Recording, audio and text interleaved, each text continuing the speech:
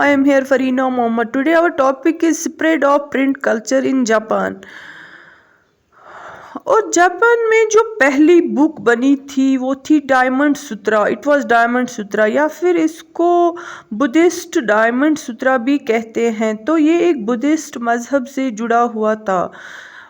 तो कह सकते हैं कि बुद्धिस्ट जापानीज बुक है जो बनी थी 1868 में.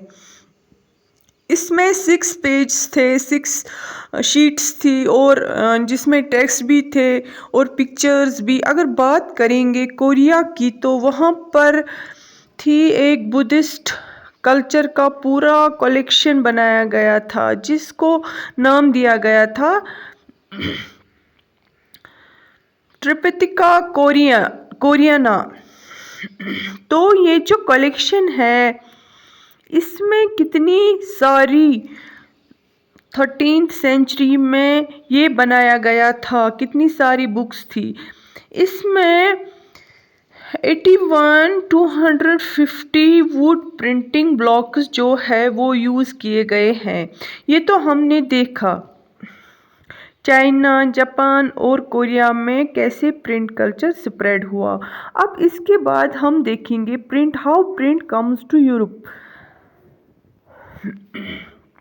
जो चाइना का पेपर है वो काफ़ी टाइम से जा रहा था कहाँ पर, यूरोप में, थ्रू सिल्क रूट्स यानी ओब्वियसली चाइना का जो सिल्क है फेमस था, वहाँ से सिल्क भी जा रहा था और साथ में वहाँ से पेपर भी जा रहा था.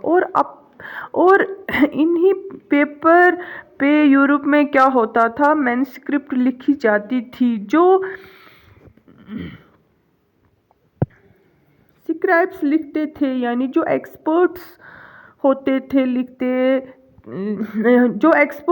थे लिखने में, बहुत अच्छी तरह से लिखते थे. इनको स्क्राइब्स कहा जाता है. तो वो मैन्युस्क्रिप्ट्स बनाते हैं. अब आगे जाके हुआ क्या, ये जो वुड ब्लॉक प्रिंटिंग सिस्टम है ये चीज़ें भी अब आगे फैली थी दुनिया में. तो देखो मार्को पोलियो एक बहुत ही फेमस एक्सप्लोरर थे जो नई जगहों पे जाते थे, एक्सप्लोर करते थे चीज़ों को.